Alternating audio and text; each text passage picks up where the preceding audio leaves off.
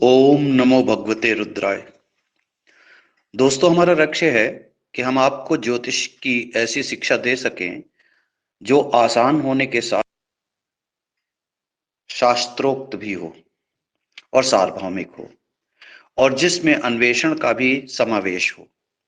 हमारा प्रयास यही होगा कि हम ज्योतिष के गूढ़ से गूढ़ रहस्यों को सरल से सरल भाषा में आपको दे सकें, जिससे कि आप ज्योतिष के तथ्यों को आसानी से समझ सकें। तो साथियों, जो निवेदन हर बार आपसे करता हूं वह फिर से कर रहा हूं कि यदि आपको हमारा प्रयास अच्छा लगे तो हमारे वीडियो को लाइक और सब्सक्राइब अवश्य करें, जिससे हमारी लक्ष्य साधना हेतु स्फूर्ति बनी रहे। जिस जिन साथियों को रुचि हो वे कागज कलम अपने साथ अवश्य रखें और पॉइंट्स को नोट जरूर करें, जिससे ज्ञान अविरल प्राप्त होता रहे। दूसरी चीज ये है कि वीडियो देखने के बाद हमारे इस प्रयास के लिए कमेंट्स अवश्य लिखें, जिससे हम आपकी जिज्ञासा अनुरूप कंटेंट प्रदान कर सकें। और आपके कमेंट्स हमें एनकरेज करते हैं और हमें निरंतरता बनाए रखने के लिए मोटिवेट करते हैं। इसलिए कमेंट्स लिखें। हमें ईमेल भी करना चाहते हैं तो ईमेल करें। हमें किसी बात के लिए संपर्क करना चाहते हैं तो दिए गए नंबर के ऊपर आप संपर्क भी कर सकते हैं। तो आज हम आपके सामने प्रस्तुत हैं बात करने के लिए सप्तम भाव के लिए। सप्तम भाव को दारा भाव भी कहा जाता है। It is the house of partners, it is also the house of desire, house of marriage, विवाह का भाव। ये केंद्र स्थान है, मारक भाव है, विवाह स्थान है। कलत्र सुखम इसको कहते हैं।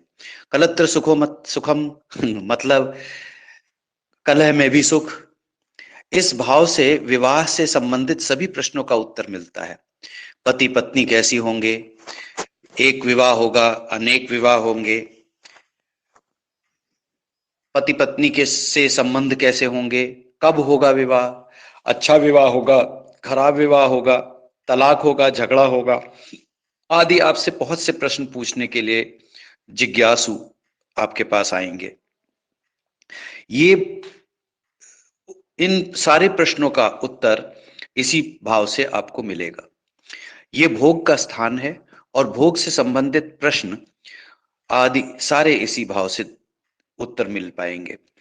नेचर ऑफ स्पाउस क्या होगा, रिलेशनशिप विद ऑपोजिट जेंडर कैसा होगा, स्वभाव कैसा होगा, संबंध आदि, वर्किंग कैसे होगी, नॉन वर्किंग स्पाउस होगा, वर्किंग स्पाउस होगा, लाइफ पार्टनर कैसा होगा, जीवन साथी कैसा होगा, बिजनेस पार्टनर कैसा होगा। इन सभी चीजों के लिए आपको सप्तम भाव को ही देखना होगा।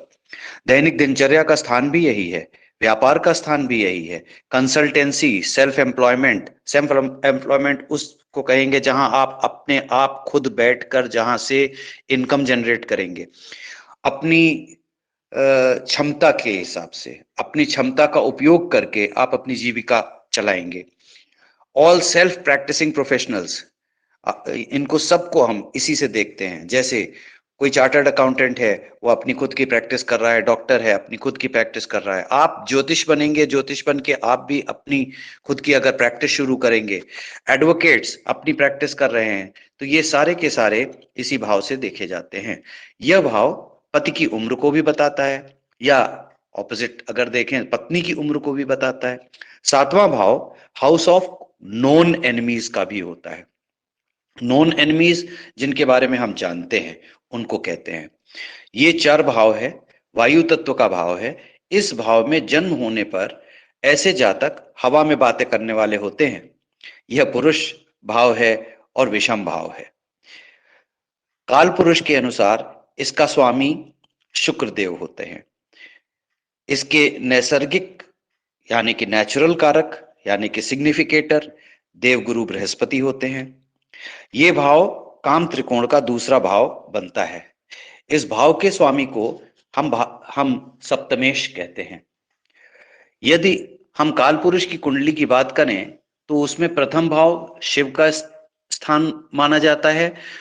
जो आदि ऊर्जा है, जो सर्वोत्तम ऊर्जा है, उसके विपरीत सातवें भाव में शक्ति का स्थान माना जाता है, अर्थात पार्वती का स्थान होता है। अब सूत्र समझें कि हर भाव की ऊर्जा का स्थान उसका सातवां भाव होगा। अगर इस सूत्र को समझ जाएंगे तो भावों के रहस्य को समझ जाएंगे। इस स्थान को दुर्गा माता का स्थान भी कहते हैं। अर्थात हर हर भाव के 7वें भाव में उस भाव की ऊर्जा निहित होगी, यह ध्यान रखना है आपको, यह समझना है। यहां से यह भी समझें, ऊर्जा 3 प्रकार की होती है। शारीरिक ऊर्जा यानी कि फिजिकल, मानसिक ऊर्जा यानी कि मेंटल, आध्यात्मिक ऊर्जा यानी कि स्पिरिचुअल। और हम इस भाव से तीनों ऊर्जाओं को जोड़कर रखेंगे। इसके पहले भी मैंने शारीरिक, मानसिक और आध्यात्मिक लेवल की बात करी थी। यदि व्यक्ति की ऊर्जा शारीरिक है तो वो भोग विलास करेगा, लस्ट में रहेगा, मटेरियलिस्टिक होगा। तो इस तरह की ऊर्जा उसको मटेरियलिस्टिक बनाएगी। इसलिए ये भाव सेक्स रिलेटेड भाव भी होगा। वहीं इसी भाव से ऊर्जा अगर स्पिरिचुअलिस्टिक हो गई यानी कि आध्यात्मिक हो गई, तो यह दर्शाता है कि कोई भी साधना के लिए फिजिकल ऊर्जा को कंट्रोल करे बिना कोई भी साधना नहीं होती। तो इसलिए इस भाव से ये पता लगता है कि हम अगर स्पिरिचुअलिस्टिक रास्ते पे मूव करेंगे तो हमारा अलगाव हो जाएगा, मटेरियलिस्टिक चीजों से हमारा अलगाव होगा। यह भाव इसी को दिखाता है। योग में कुंडलिनी जागरण की बात कही गई है, तो उसका मूलाधार चक्र 7वें भाव में ही स्थित है। आगे आने वाले समय में हम एक सेपरेट वीडियो बनाएंगे जो स्पिरिचुअलिटी एवं कुंडलिनी से रिलेटेड होगा, जिसमें आप ये ऊर्जाएं समझ सकेंगे। यदि 7वां भाव कमजोर होगा तो व्यक्ति वैवाहिक जीवन का पूर्ण आनंद नहीं प्राप्त कर पाएगा। यह भाव हाउस ऑफ ऑपोजिशन भी है, जहां पति पत्नी एक दूसरे के राजदार होते हैं, वहीं आप देखिए वो एक दूसरे के विरोधी भी होते हैं। पत्नी के अंदर अगर खराब गुण होंगे, खराब चीजें होंगी तो पति विरोध करेगा, पति के अंदर खराब चीजें होंगी तो पत्नी विरोध करेगी, तो एक दूसरे के विरोधी भाव भी बन जाते हैं। इसलिए ये साइलेंट एनिमीज भी होते हैं, एक दूसरे भाव को बैलेंस भी करते हैं, एक दूसरे भाव को पूर्ति भी देते हैं, इनसे कंप्लीशन मिलता है। यह भाव हमारे अगर अंगों की बात करें तो यह भाव किडनी को रिप्रेजेंट करता है, हमारे प्रजनन अंगों को रिप्रेजेंट करता है। 7वां भाव 10वें भाव का 10वां बनता है, तो जिसका 10वां भाव अच्छा उसका 7वां भाव अच्छा। अर्थात आपने देखा होगा नेचुरली जिन लोगों की अच्छी नौकरी लगती है उन लोगों का विवाह भी बहुत अच्छा होता है। आप इसीलिए विवाह करने के समय इन कैरेक्टर्स से अट्रैक्ट होते हैं जो आपसे ऑपोजिट होते हैं, क्योंकि वह भाव आपसे ऑपोजिट भाव का होता है। यह भाव उच्च पद का भी भाव होता है, विदेश में सेटलमेंट होने का भी भाव यही होता है। ये काल पुरुष की राशि तुला का भाव होने से हर प्रकार की कमर्शियल एक्टिविटी का भी भाव होता है, बिजनेस का भाव होता है। यह भाव 6ठे और 8वें भाव के मध्य स्थान में आता है तो शत्रु पीड़ा का भी भाव होता है। यह हमारे षड रिपुओं के द्वारा दी गई पीड़ा को दर्शाता है और इसी को काम भाव कहते हैं। और यह 8वें भाव का मोक्ष भाव होने से मारक स्थान बनता है। इसको ऐसे समझें कि जब शक्ति का भोग होगा तो आयु का क्षय होगा। जब कभी भी हम भोग विलास में पड़ेंगे, अच्छा खाना खाएंगे, भोगी बनेंगे, कुछ विलासिता करेंगे, उसका रिजल्ट होगा कि हम बीमार होंगे। इसलिए हमेशा शक्ति का क्षय होगा, आयु का क्षय होगा जब कभी भी हम शक्ति का भोग करेंगे।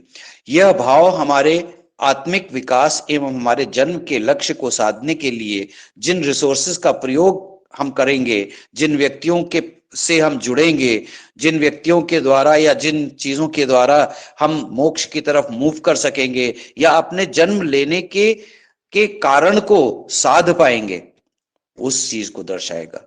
यह भाव विवाह, व्यभिचार यानी कि मानसिक भ्रष्टता, भोग विलास, विपाशा, रास्ते से भटक जाना, सुगंध, पौष्टिक भोजन, पति पत्नी की पवित्रता, दूसरी स्त्री का होना, वीर्य, व्यापार, साझेदारी, समझदारी, दान, शूरता, पराजित शत्रु, विजय, लंबी यात्रा, मैथुन संबंधी बातों के लिए होता है।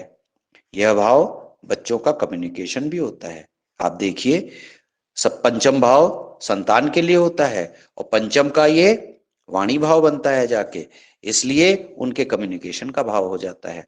तो बच्चों के कम्युनिकेशन का भाव, लीगल पार्टनरशिप का भाव, नाना का घर, डेली इनकम का घर, दैनिक दिनचर्या का घर, वकालत, नेचर ऑफ स्पाउस, ये सारी चीजों के लिए हम सप्तम भाव को ही देखते हैं।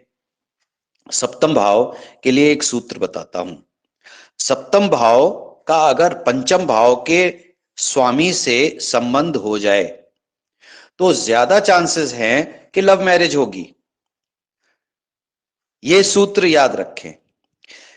किसी विवाह का सक्सेस होना, किसी विवाह का फेलियर होना, किसी विवाह में कितने कितने विवाह होंगे, कैसा विवाह होगा, स्पाउस का नेचर कैसा होगा, इन सभी चीजों के लिए हम सप्तम भाव को ही देखेंगे।